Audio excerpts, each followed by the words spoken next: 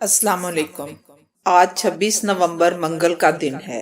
دنیا کی بہترین اپ ڈیٹس میں آج آپ سنیں گے کہ صدر ٹرمپ نے نیول چیف کو حکم عدولی پر برطرف کر دیا۔ چین کی جیلوں میں قید مسلمانوں سے متعلق ہوشربا انکشافات۔ مسجد کے لیے ایک سکھ نے زمین عطیہ کر دی۔ داعش سے وابستہ 10 بھارتی افغانستان میں پکڑے گئے۔ ناروے میں قرآن پاک کی بے حرمتی کرنے والے پر صرف 3.5 لاکھ روپے جرمانہ۔ دنیا کی کوئی طاقت ایودھیا میں رام مندر بنانے سے نہیں روک سکتی، بھارتی وزیر دفاع کا بیان۔ ہالینڈ کی ملکہ اقوام متحدہ کی طرف سے 3 روزہ دورے پر پاکستان پہنچ گئیں۔ موسموں کی پیش گوئی کرنے والا نیا نظام آ گیا۔ عراق کی طرح شام پر حملے کا بہانہ بھی جھوٹا نکلا۔ تو آئیے چلتے ہیں اب خبروں کی تفصیل کی طرف۔ فوجی معاملات میں مخالفت کرنے اور صدر کے متنازع فیصلے کی راہ میں رکاوٹ بننے والے امریکی بحریہ کے سربراہ رچرڈ اسپینسر کو ان کے عہدے سے ہٹا دیا گیا ہے۔ امریکی وزارت دفاع کی جانب سے نیول چیف کو برطرف کرنے کا حکم نامہ جاری کر دیا گیا ہے۔ امریکی نیول چیف اور صدر ٹرمپ کے درمیان اختلافات۔ فوجی ٹرائل میں مجرم ثابت ہونے والے اسپیشل آپریشن فورس کے سربراہ نیوی کمانڈو ایڈورڈ کی سزا ختم کرنے پر ہوا تھا۔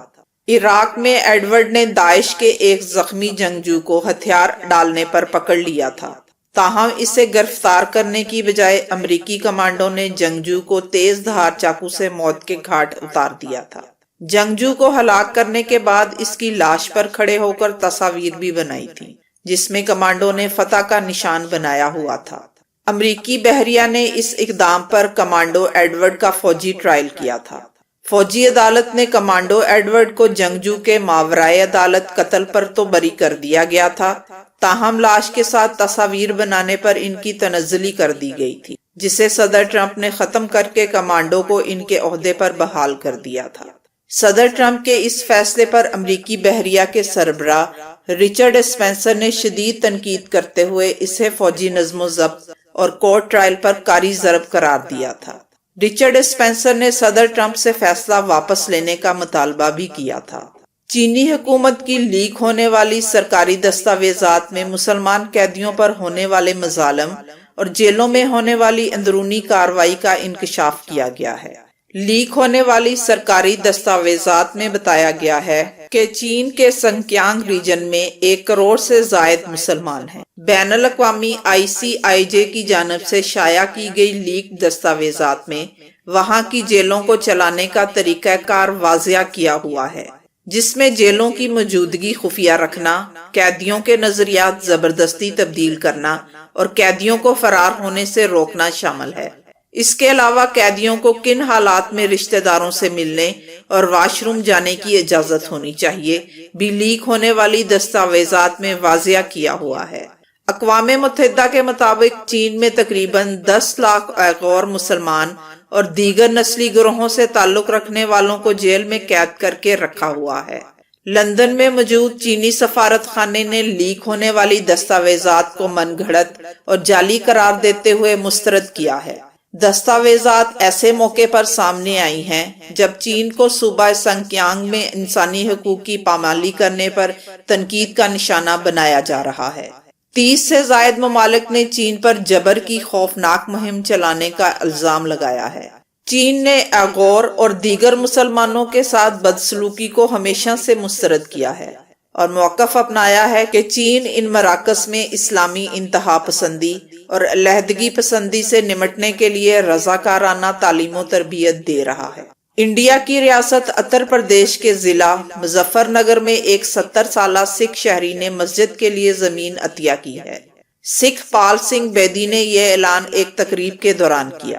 انہوں نے 900 مربع فٹ پلاٹ کے کاغذات چیئرمین طاہر فاروقی کے حوالے کیے۔ یہ پور قاضی قصبہ مسلمان اکثریتی علاقہ ہے۔ سکھ پال سنگھ بیدی کا کہنا تھا کہ وہ امن اور مذہبی ہم آہنگی کا پیغام پھیلانا چاہتے ہیں، جو گرو نانک کی تعلیمات ہیں کہ تمام افراد کے ساتھ مساوی سلوک اور احترام کے ساتھ پیش آیا جائے۔ خیال رہے کہ 2800 نفوس پر مشتمل آبادی والا قصبہ پور قاضی مذہب کے بنیاد پر ہونے والے فسادات کا کبھی شکار نہیں رہا۔ ضلع میں سن 2013 میں ہونے والے فسادات میں بھی قاضی قصبہ پرامن رہا تھا۔ وہاں کے مقامی ایک رہائشی ڈاکٹر سندیپ ورما نے کہا ہے کہ سکھ برادری نے یہ بہت اچھا قدم اٹھایا ہے۔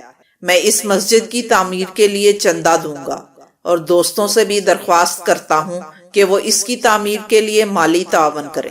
افغانستان میں داعش سے وابستہ 10 بھارتی جنگجوؤں کے خاندان کے ارکان نے ہتھیار ڈال دیے ہیں۔ ان میں بیشتر کا تعلق کیرالہ سے ہے۔ ہتھیار ڈالنے والوں میں داعش کے جنگجو اور ان کے اہل خانہ کے ارکان بھی شامل تھے۔ پچھلے 15 دنوں میں تقریباً 900 افراد نے افغان سیکورٹی فورسز کے سامنے ہتھیار ڈالے، جن میں 10 ہندوستانی بھی شامل ہیں۔ لوگوں نے کہا کہ خیال کیا جاتا ہے کہ ننگرہار میں بھارتی نژاد داعش کے بہت سے جنگجو سرگرم ہیں، تاہم چند ایک افغان اسپیشل فورسز کے فضائی حملوں اور کارروائیوں میں ہلاک بھی ہو گئے ہیں۔ 2016 سے کیرالہ سے تقریباً 1 درجن افراد IS میں شامل ہونے کے لیے افغانستان گئے تھے۔ ان میں سے کچھ لوگوں نے اسلام قبول کیا تھا اور بہت سے افراد اپنے اہل خانہ کے ہمراہ تھے۔ ناروے کے علاقے کرسٹیان سینڈ میں منعقدہ اسلام مخالف ریلی میں پولیس حکام کی جانب سے کئی مرتبہ انتباہ کے باوجود قرآن پاک کی بے حرمتی کرنے کی کوشش کے بعد 1 لاکھ آبادی پر مشتمل علاقے میں مسلمانوں کے لیے جذبات میں اضافہ ہوا ہے اور مقامی افراد اس نفرت پر مبنی جرم کی مذمت کر رہے ہیں۔ ایک شدت پسند تنظیم سٹاپ اسلامائزیشن آف ناروے نے کرسٹیان سینڈ میں مظاہرہ کیا، جس کے دوران انہوں نے قرآن پاک کے نسخے کی بے حرمتی کرنے کی کوشش کی تھی۔ ناروے کے دارالحکومت اوسلو کی ضلعی عدالت نے لارس تھورسن پر 30 روز جیل اور 20,000 کرونر تقریباً 3,39,000 روپے جرمانہ عائد کیا تھا۔ ادھر بھارتی وزیر دفاع راج ناتھ سنگھ کا ایک بار پھر دماغ خراب ہو گیا ہے۔ ان کی جانب سے ایک اور متنازع بیان سامنے آ گیا ہے۔ راج ناتھ سنگھ نے ایک اور متنازع بیان دیتے ہوئے کہا کہ رافیل لڑاکا طیارے سرحد پار سے دہشت گردی کے کیمپوں کو تباہ کر دیں گے۔ انہوں نے کہا کہ دنیا کی کوئی طاقت بھی ایودھیا میں رام مندر کی تعمیر نہیں روک سکتی۔ سپریم کورٹ نے مندر کی تعمیر کا راستہ صاف کر دیا ہے۔ سپریم کورٹ کے فیصلے میں کہا گیا ہے کہ ہندو ایودھیا کو رام کی جنم بھومی جبکہ مسلمان اس جگہ کو بابری مسجد کہتے ہیں۔ فیصلے میں کہا گیا تھا کہ شواہد سے پتہ چلتا ہے کہ مسجد کی جگہ پر رام کی جنم بھومی تھی اور بابری مسجد کے نیچے اسلامی تعمیرات نہیں تھیں۔ ہالینڈ کی ملکہ میکسیما 3 روزہ دورے پر پاکستان پہنچ گئی ہیں۔ دورے کے دوران ملکہ صدر پاکستان ڈاکٹر عارف علوی اور وزیر اعظم عمران خان سے ملاقات کریں گی۔ ملکہ میکسیما اقوام متحدہ کی خصوصی ترجمان برائے مالیاتی ترقی کی حیثیت سے پاکستان کا دورہ کر رہی ہیں۔ ان کے دورے کا مقصد پاکستان کے لیے مالیاتی ترقی، قرضوں کی فراہمی اور اس سے متعلق دیگر منصوبوں پر بات چیت اور مزید آسانیاں پیدا کرنا ہے۔ ملکہ میکسیما نے اس سے پہلے فروری 2016 میں بھی پاکستان کا دورہ کیا تھا۔ ایسے میں جب دنیا بھر میں موسم شدت اختیار کر رہے ہیں، کمپیوٹر کے بڑے ادارے IBM نے بتایا ہے کہ اسے موسموں کے بارے میں انتہائی درست پیش گوئی میں کامیابی حاصل ہوئی ہے۔ کہا جا رہا ہے کہ نئی ٹیکنالوجی سے ملنے والی موسم کی پیش گوئیاں ہنگامی صورتحال سے متعلق تیاریوں میں قبل از وقت مددگار ثابت ہو سکتی ہیں۔ اسی طرح جہازوں کی آمد و رفت اور ان کے روٹس میں بر وقت رد و بدل میں مدد ملے گی۔ اس طرح کاشتکاروں کو بھی فائدہ ہوگا۔ نیا سسٹم موسم سے متعلق زیادہ تواتر سے اپ ڈیٹ کرتا ہے اور یہ اس نظام سے کہیں بہتر ہے جو اس وقت یورپ اور جاپان میں استعمال ہو رہا ہے۔ نیا سسٹم ایسی تفصیلات فراہم کر رہا ہے جو جنوب مشرقی ایشیا، افریقہ اور جنوبی امریکہ جیسے خطوں سے پہلے نہیں مل پا رہی۔ نیا سسٹم بتا سکتا ہے کہ کب شدید بارشیں ہوں۔ امریکہ کے اندر موسم کی پیش گوئی کے لیے اسی طرح کا ہائی ریزولوشن سسٹم پہلے موجود نہیں تھا۔ یونیورسٹی آف اوکلاہوما کے پروفیسر فریڈ کیئر کے مطابق یہ نیا سسٹم ایک بہت بڑی کامیابی ہے۔ عراق کی طرح شام پر حملے کا بہانہ بھی جھوٹا نکلا۔ دوما پر کیمیائی گیس کا حملہ نہیں ہوا تھا۔ اقوام متحدہ کی واچ ڈاگ رپورٹ یکسر غلط تھی۔ برطانوی اخبار ڈیلی میل اقوام متحدہ کے اہلکار کی ای میل سامنے لے آیا۔ امریکہ، برطانیہ اور فرانس کے دعوے جھوٹے نکلے۔ شام کے شہر دوما میں اپریل 2018 میں ہونے والا کیمیائی حملہ سچ تھا یا جھوٹ؟ اقوام متحدہ کے اپنے ہی اہلکار کی ای میل نے عالمی تنظیم کی رپورٹ کا راز فاش کر دیا۔ دوما پر کیمیائی حملے کو بنیاد بنا کر بنا شواہد کا انتظار کیے امریکہ، برطانیہ اور فرانس نے شام پر حملہ کر دیا تھا۔ مشترکہ کارروائی میں 100 سے زائد میزائل داغے گئے تھے۔ امریکی صدر ڈونلڈ ٹرمپ نے بھی نام نہاد کیمیائی حملے کے حوالے سے ٹویٹ کی۔